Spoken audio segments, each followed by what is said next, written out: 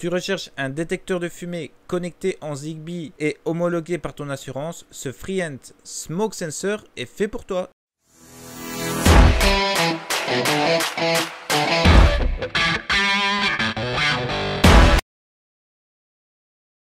Alors le sujet du détecteur de fumée en domotique est un sujet qui revient en récurrence, donc beaucoup de questions à son sujet. Est-ce qu'il est homologué CE? Est-ce qu'il sera pris en compte si ma maison vient à brûler pour les assurances, etc. Donc ce sont des questions qui reviennent régulièrement et pour le Zigbee, les réponses étaient régulièrement non. Grâce à ce Smoke Sensor de Freehand, ça va nous permettre d'avoir un capteur de fumée connecté en Zigbee et garder la fonction basique ainsi que l'homologation et la protection pour les assurances. Donc ce capteur, avant tout, on le voit, il est assez design. Lorsqu'on garde un capteur standard qu'on peut retrouver partout dans le marché, il n'y a pas photo ici, on a vraiment quelque chose de plus design avec un gros bouton ici. Et ici, le bouton est carrément intégré là-dessus. Et franchement, on a vraiment quelque chose d'assez design et sympathique. Donc ici, sur ce Smoke Sensor, on retrouve des LED qui sont intégrés à l'intérieur. Vous pouvez le voir à l'écran. Donc celle-ci, lorsque celui-ci est bien en fonctionnement, va clignoter toutes les 45 secondes. Donc ici, on a un bouton, on ne le voit pas, mais c'est un bouton entièrement. Vous pouvez appuyer pour tester votre détecteur de fumée. Donc ça, c'est quelque chose d'important pour voir s'il fonctionne. Donc ce qui est intéressant avec ce détecteur de fumée également, ce qui va nous permettre de nous prévenir lorsque celui-ci n'a plus de batterie. Donc il fonctionne avec une grosse pile de ce type, une pile CR17345 de 3 volts. Donc celle-ci va émettre un petit son toutes les 45 secondes et clignoter rapidement lorsque celui-ci n'a plus de batterie. Donc quelques questions qui reviennent régulièrement à propos des détecteurs de fumée. Donc il y a des personnes qui aiment bien le tout filaire et qui souhaiteraient des détecteurs de fumée filaires. Pourquoi ça ne se fait pas et pourquoi ce n'est pas homologué? Tout simplement parce que si votre maison vient à brûler et que votre coffret électrique est impacté, votre détecteur de fumée ne va plus fonctionner. Donc toujours garder un détecteur de fumée à pile pour les homologations et pour votre sécurité avant tout.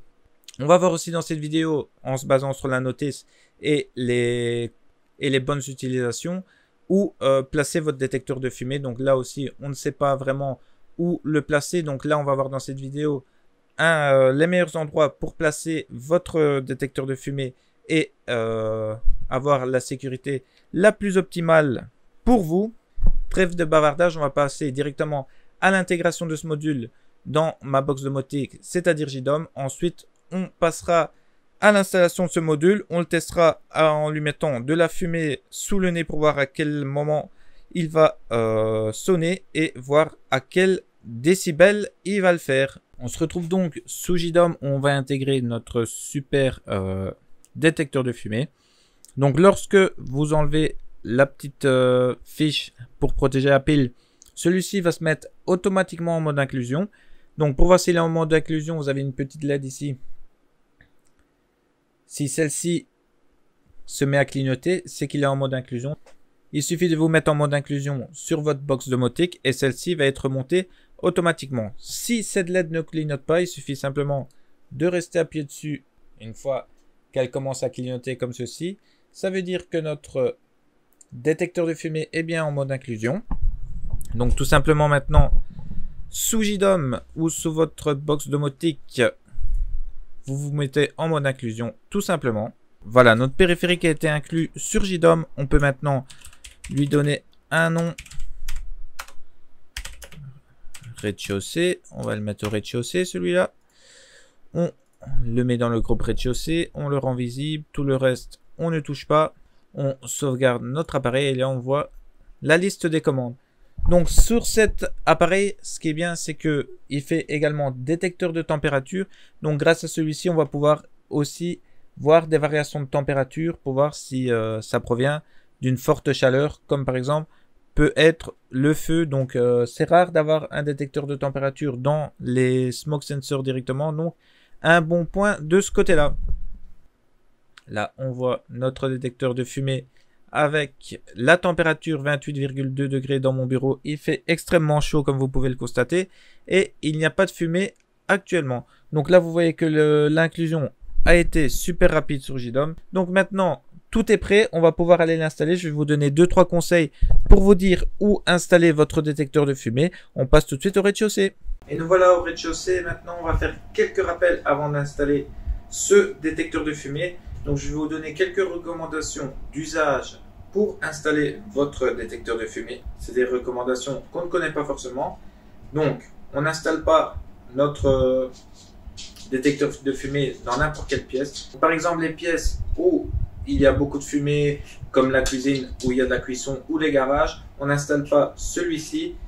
Déjà parce qu'on va avoir des alertes, des fausses alertes assez souvent alors que ce ne sont pas des vrais positifs. Donc si vous devez l'installer dans une pièce qui a de forts potentiels d'incendie, vous le mettez juste à l'entrée de cette pièce et non dans la pièce même. Donc le détecteur de fumée est obligatoire pour votre assurance incendie. Au moins un détecteur par étage. On n'installe pas n'importe comment son détecteur, donc on ne l'installe pas dans un coin ou contre un mur, ça ne fonctionne pas. On l'installe de préférence sur le plafond 30 cm minimum d'un mur ou sur un mur. On peut le mettre également sur un mur, mais là à maximum 50 cm du plafond parce que c'est important de le mettre en hauteur. Donc, où installer ce détecteur de fumée? Donc là, les pièces les plus importantes pour l'installer, ce sont le hall ou une cage d'escalier. Pourquoi? Parce que ce sont les pièces où l'air se diffuse le plus facilement et par exemple dans une cage d'escalier, la fumée monte naturellement vers le haut.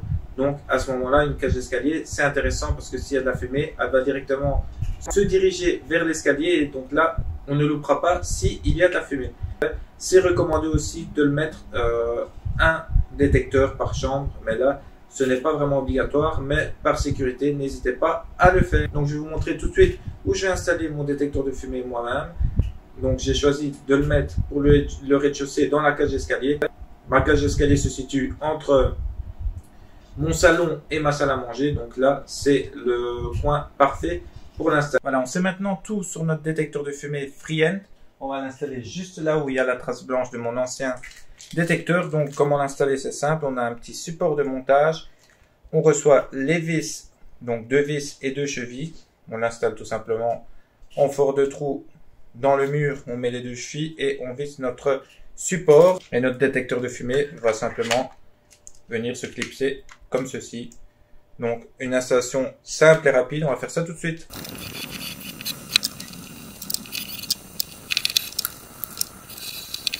Voilà, le support est bien fixé au mur. Donc bien à 50 cm du mur au minimum. Là, il ne reste plus qu'à le faire glisser à l'intérieur.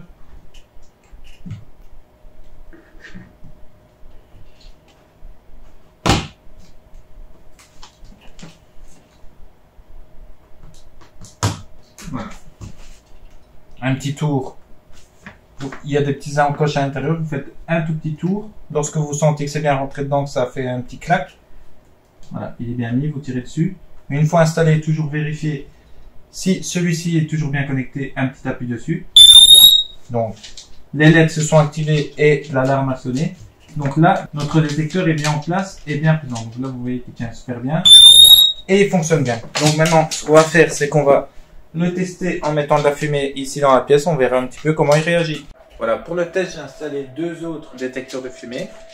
Donc j'ai installé un autre détecteur de fumée Zigbee, le Heyman Smoke Sensor, et un détecteur de fumée standard qu'on trouve dans toutes les habitations et dans tous les centres commerciaux. Comme ça, on va voir un petit peu lequel va réagir en premier à la fumée et si tous fonctionnent bien. Donc pour la science, j'ai pris du papier, une poubelle, je vais tout allumer, je vais le mettre au centre de la pièce, on va voir lequel va réagir en premier et les alertes que je reçois sur mon téléphone. Voilà, on est prêt à allumer le feu. Repose en paix, Johnny.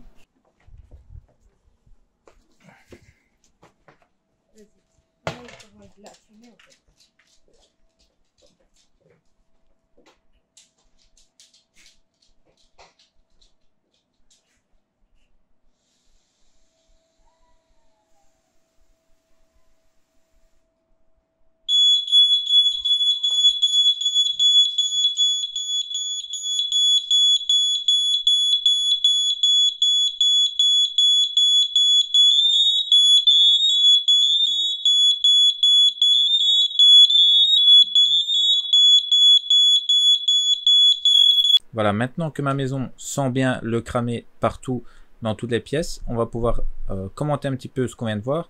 Donc là, comme vous l'avez vu dans le petit clip juste avant, le détecteur de Heyman se déclenche juste avant. C'est là que je vous disais l'importance du placement de votre détecteur de fumée.